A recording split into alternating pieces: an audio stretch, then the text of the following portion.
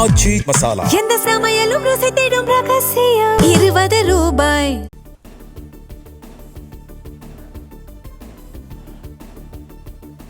மாமல்லபுரம் அடுத்துள்ள கோவளத்தில் நாளை மறுநாள் நடைபெறும் தென் மாநில முதலமைச்சர்கள் மாநாடு. தமிழ்நாடு, கர்நாடகா, கேரளம், தெலுங்கானா, புதுச்சேரி மாநிலங்களின் முதலமைச்சர்கள் பங்கேற்கிறார்கள்.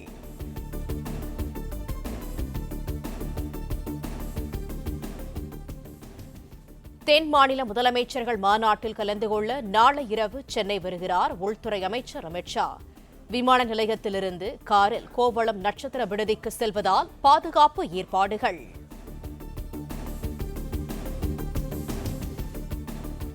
அறநிலையத்துறைக்கு தேர்வான உதவி பொறியாளர்கள், உதவி ஸ்தபதிகள் உட்பட 80 பேருக்கு பணி நியமன ஆணை.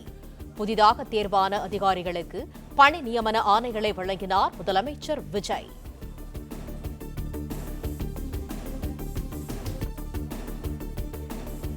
விருதுநகர் மாவட்டம் இருக்கன்குடி மாரியம்மன் கோவிலில் 26 கோடியே 67 லட்சம் ரூபாய் மதிப்பில் கட்டப்பட்ட விருந்து மண்டபம் உள்ளிட்ட கட்டடங்கள் தலைமைச் செயலகத்தில் இருந்தபடி காணொலி வாயிலாக திறந்து வைத்தார் முதலமைச்சர் விஜய்.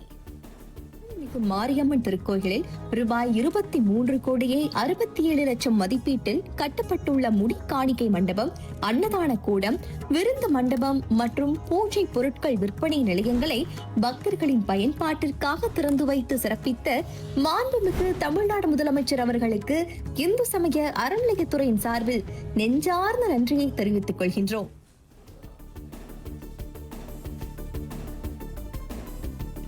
கும்பகோணம் சவுந்தரராஜ பெருமாள் கோவிலில் இருந்து களவாடப்பட்டு இங்கிலாந்திலிருந்து மீட்கப்பட்ட திருமங்கை ஆழ்வார் சிலை.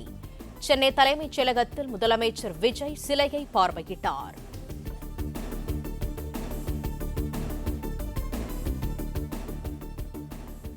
சென்னை தலைமைச் செயலகத்தில் முதலமைச்சர் விஜய் அறையை மாற்றுவதற்கான 5 கோடியே 54 லட்சம் ரூபாய் டெண்டரில் முறைகேடு என புகார். நாளிதழில் வெளியான செய்தியை சுட்டிக்காட்டி சட்டப்பேரவையில் திமுக கொறடா ஏவா வேலு கேள்வி.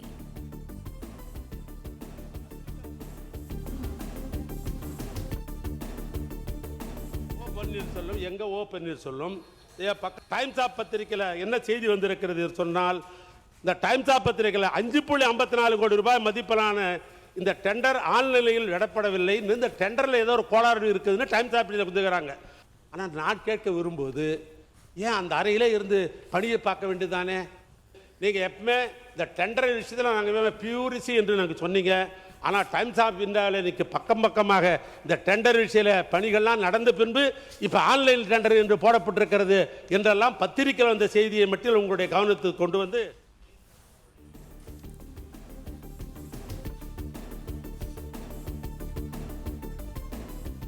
சென்னை தலைமைச் செயலகத்தில் முதலமைச்சர் விஜய் தனது அறையை மாற்ற வேண்டிய அவசியம் என்ன வந்தது? காமராஜர், அண்ணா, எம்ஜிஆர், கருணாநிதி அமர்ந்து பணியாற்றிய இடம் என குறிப்பிட்டு ஏவா வேலு கேள்வி. பெருந்தலைவர் காமராஜர், பெரியவர் பக்தவச்சலம், பேரறிஞர் அண்ணா, முத்தமிழறிஞர் கலைஞர், மக்கள் தலைவர் எம்ஜிஆர், அம்மையார் ஜெயலலிதா, இத்தனை முதலமைச்சர்களும் முதலமைச்சரிலிருந்து இந்த தமிழ்நாட்டுடைய பல்வேறு திட்டங்களை நிறைவேற்றி இருக்கிறார்கள், ஏழ்மையை போக்கி இருக்கிறார்கள். இன்னும் சொல்ல போனால் தமிழ்நாடு வளர்ச்சி என்று இன்றைக்கு இந்தியாவில் இருக்கிற மாநிலங்களிலேயே இன்றைக்கு முதல் மாநிலமாக தமிழ்நாடு திகழ்கிறது என்று சொல்வதற்கு இத்தனை முதலமைச்சர் அந்த அறையிலிருந்து தான் போட்டிருக்கிறாங்க.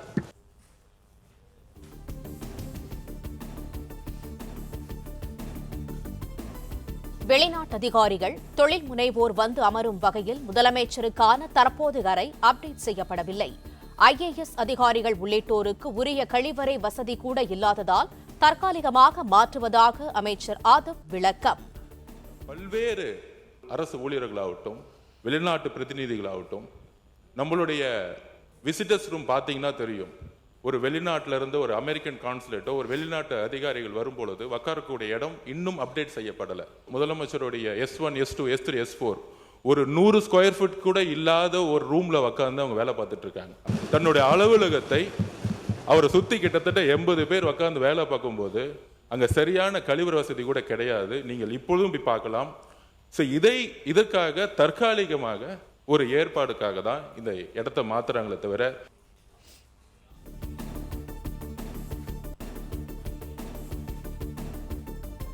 முதலமைச்சர் அரைமாற்றம் குறித்த டெண்டர் இறுதி செய்யப்படவில்லை என நாளிதழில் வெளியான செய்தி தவறானது.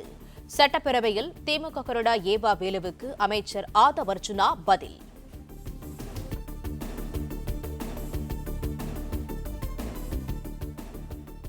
கர்நாடக வனத்துறையால் தமிழர்கள் 3 பேர் சுட்டுக் கொல்லப்பட்ட வழக்கை சிபிஐ விசாரணைக்கு மாற்ற வேண்டும். சட்டப்பேரவை சிறப்பு கவன ஈர்ப்பு தீர்மானத்தில் திமுக, அதிமுக, பாமக, இடதுசாரிகள் வலியுறுத்தல்.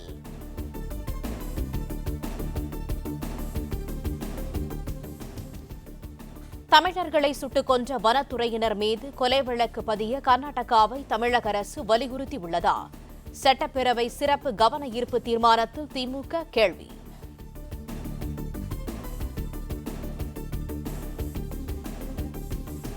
கர்நாடகாவில் தமிழர்கள் சுட்டுக் கொலை செய்யப்பட்ட சம்பவத்தில் தமிழ்நாடு அரசின் அடுத்த கட்ட நடவடிக்கை என்ன? சிபிஐ விசாரணைக்கு நடவடிக்கை எடுக்கப்படுமா என சட்டப்பேரவையில் பாமக கேள்வி.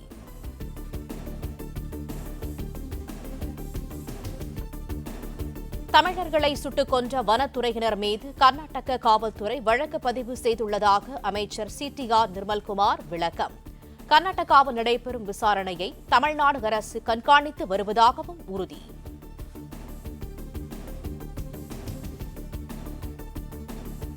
சிறப்பு கவன ஈர்ப்பு தீர்மானத்திற்கு பதிலளித்த பிறகு அமைச்சர் சிடிஆர் நிர்மல்குமார் கூறிய கருத்துகள் அனைத்தும் அவை குறிப்பில் இருந்து நீக்கம்.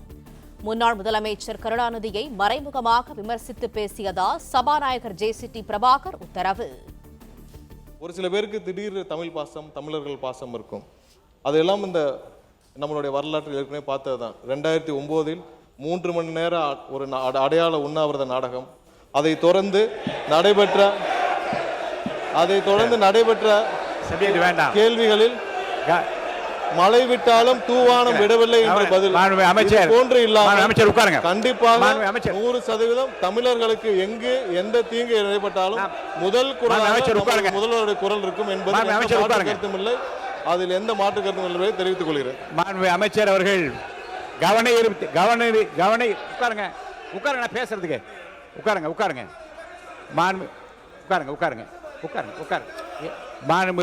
மாண்புமிகு கவன ஈர்ப்பு தீர்மானத்தை ஒட்டி மட்டும் கூறிய வார்த்தைகள் அவை குறிப்பில் இருக்கும்.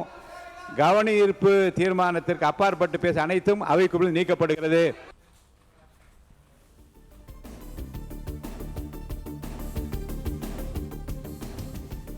யாருடைய கவனத்தை ஈர்க்க சிறப்பு தீர்மானத்திற்கு தொடர்பு இல்லாததை பேசுகிறீர்கள்? சட்டத்துறை அமைச்சர் சிடிஆர் நிர்மல்குமாருக்கு சபாநாயகர் ஜேசிடி பிரபாகர் கண்டிப்பு. மாண்புமிகு அமைச்சர்கள் பதிலுரை கூறுகிற போது எந்த பொருள் குறித்து இங்கே விவாதிக்கப்படுகிறதோ கவனத்தை ஈர்க்க அதை ஒட்டிய பிரச்சனைகளை உங்கள் கருத்தை சொல்லலாம். பிற கருத்துக்களை சொல்லி யாருடைய கவனத்தை ஈர்ப்பதற்காக நீங்கள் செய்கிறது எனக்கு தெரியவில்லை. இனி இதை நான் அனுமதிக்க முடியாது.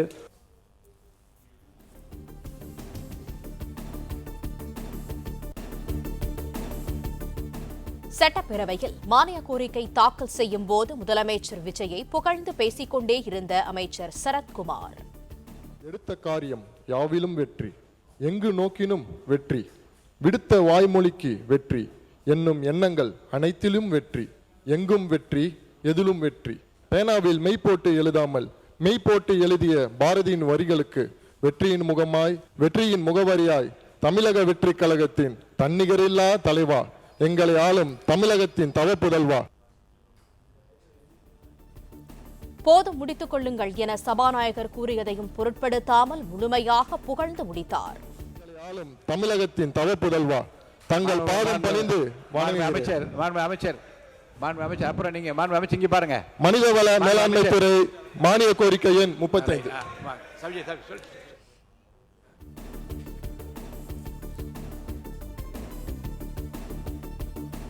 திமுக ஆட்சியில் கொண்டு வந்த முதலமைச்சர் காலை உணவு திட்டத்திற்கு காமராஜர் பெயரை சூட்டியது ஏன்? தாவேக அரசு கொண்டு வரும் திட்டங்களுக்கு விரும்பும் பெயரை வைத்துக் கொள்ளலாமே என ஏவா வேலு கேள்வி.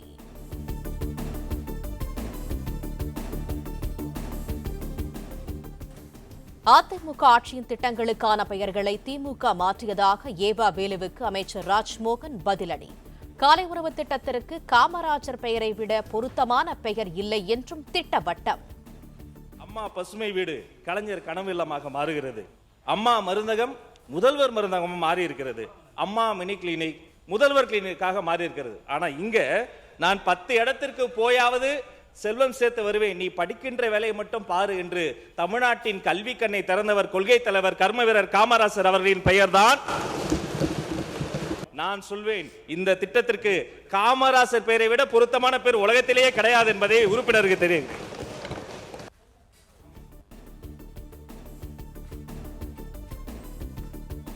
பெரியாரை கொள்கை தலைவர் என கூறும் தாவேக அரசு கோவையில் பெரியார் பெயரில் உருவாகி வரும் நூலக பணிகளை கிடப்பில் போட்டது ஏன் என ஏவா வேலு கேள்வி.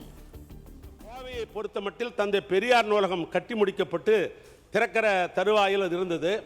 ஆனால் அந்த கட்டடம் கட்டி முடிக்கப்பட்டு ஒரு 5% கட்டடம் நிலுவையில் இருந்தது.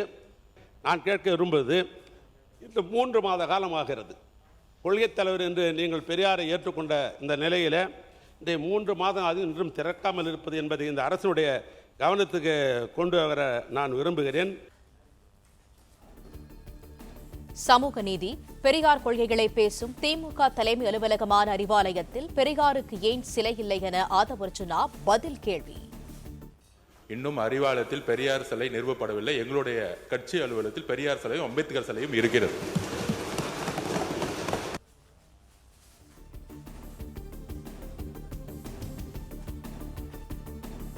தமிழக சட்டமன்றத்தில் உள்ள மேஜை நாற்காலிகளை கலைநயத்துடன் செய்து கொடுத்தது நான் தான் என ஏவா வேலு பெருமிதம்.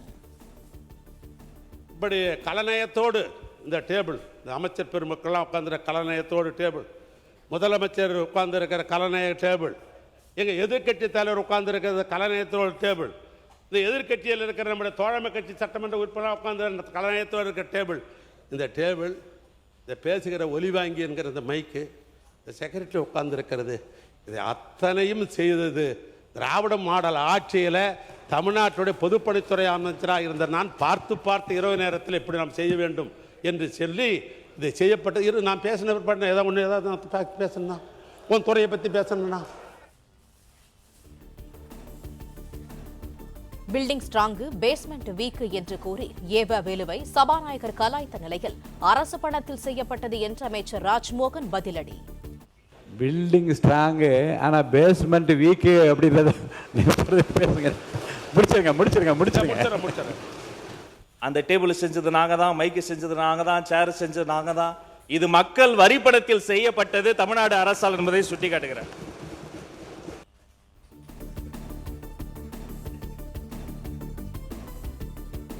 சென்னையில் போக்குவரத்து நெரிசலை குறைக்கும் வகையில் 707 கோடி ரூபாய் மதிப்பில் ECR உள்ளிட்ட இடங்களில் 3 சாலை பணிகள்.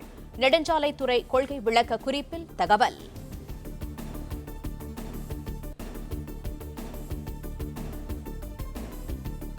வண்டல் மண் அள்ள தமிழகத்தில் பல பகுதிகளில் அனுமதி கொடுக்கவில்லை என சட்டப்பேரவையில் அதிமுகவினர் குற்றச்சாட்டு. விவசாயிகளுக்கு இலவச வண்டல் மண் கொடுக்கப்படுவதாகவும் விவசாயிகள் என்ற பெயரில் மாஃபியாக்கள் மண் அள்ள அனுமதிக்க முடியாது என்றும் அமைச்சர் பிரபு திட்டவட்டம்.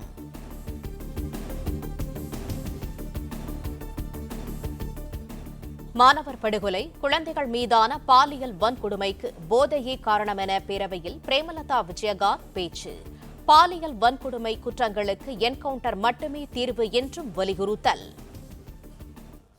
மாணவர்கள் கொலை, பாலியல் வன்கொடுமை அத்தனைக்கும் மிக மிக முக்கியமான ரூட் காஸ் என்னன்னா போதை, கஞ்சா போதை, டாஸ்மாக் தான். இது தவிர வேற ஒன்றும் இல்லை. இன்னைக்கு 4 வயசு 2 வயசு 9 வயசு குழந்தைகளை பாலியல் வன்கொடுமை செய்கிறவங்களுக்கு ஏற்கனவே நான் ஒரு பொதுக்கூட்டத்தில் பேசியிருக்கேன், அதை இங்கே சொல்லணும்னு நினைக்கல. ஏன்னா என்கவுண்டர் தான் அதுக்கு தீர்வு என்பதை பல இடங்களில் நான் பதிய வச்சிருக்கிறேன். அதனால அது ஒன்று தான் தீர்வு.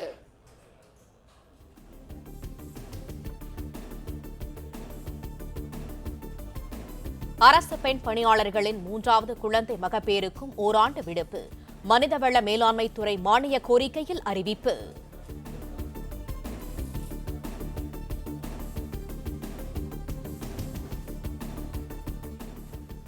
அரசு ஊழியர்களுக்கான உறுதியளிக்கப்பட்ட ஓய்வூதிய திட்டமான டப்ஸ் வரும் நாட்களில் உறுதியாக செயல்படுத்தப்படும் என அமைச்சர் மரிய வில்சன் அறிவிப்பு. ஓய்வூதிய திட்டம் குறித்த குழுவின் பரிந்துரைகள் நடைமுறைப்படுத்தப்படும் என்றும் விளக்கம்.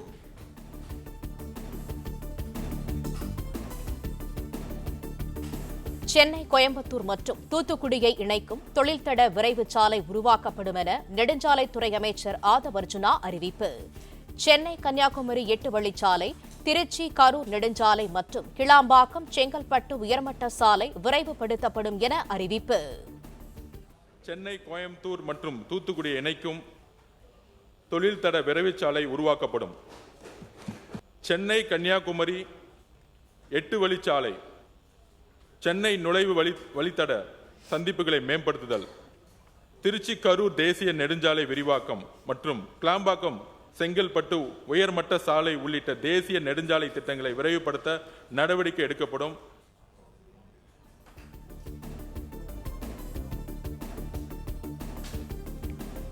சென்னை, மாமல்லபுரம், புதுச்சேரியை இணைக்கும் கடல்வழி உயர்மட்ட சாலை கட்டம் கட்டமாக உருவாக்கப்படும். மும்பை, நவி மும்பை கடல் இணைப்பு சாலை போன்று உருவாக்கப்படும் என நெடுஞ்சாலைத்துறை மானிய கோரிக்கையில் அறிவிப்பு. சென்னை, மாமல்லபுரம், புதுச்சேரியை இணைக்கும் கடல்வழி உயர்மட்ட சாலை தொடர் மும்பை, நவி மும்பை கடல் இணைப்பு சாலை போன்று கட்டம் கட்டமாக உருவாக்கப்படும்.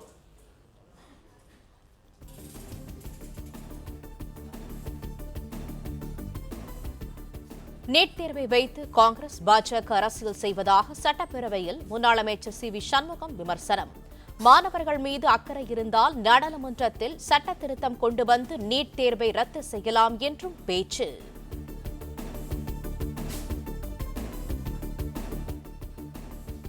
தமிழகத்தில் அரசு நிகழ்ச்சிகளில் முதலில் தமிழ்தாய் வாழ்த்து பாடுவதை யாரும் தடுக்கவில்லை. மத்திய அரசின் புதிய அறிவிப்பை சுட்டிக்காட்டி சென்னை உயர்நீதிமன்றம் திட்டவட்டம்.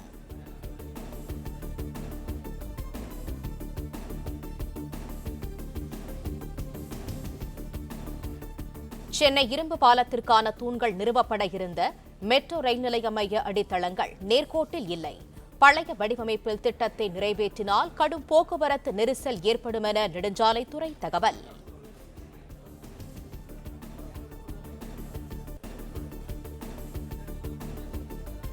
புதிய வடிவமைப்புடன் சென்னை இரும்பு பால பணிகளை தொடர நெடுஞ்சாலைத்துறை முடிவு. தவறான வடிவமைப்பால் பாலப்பணிகள் அடுத்த ஆண்டு பிப்ரவரியில்தான் நிறைவடையும் என தகவல். எந்த சமையலும் ருசி தேடும் ரகசியம் 20 ரூபாய். பிளே ஸ்டோர் மற்றும் ஆப் ஸ்டோரில் இருந்து பாலிமர் செயலியை QR கோடு மூலம் பதிவிறக்கம் செய்யுங்கள். செய்திகளை உடனுக்குடன் பெறுங்கள்.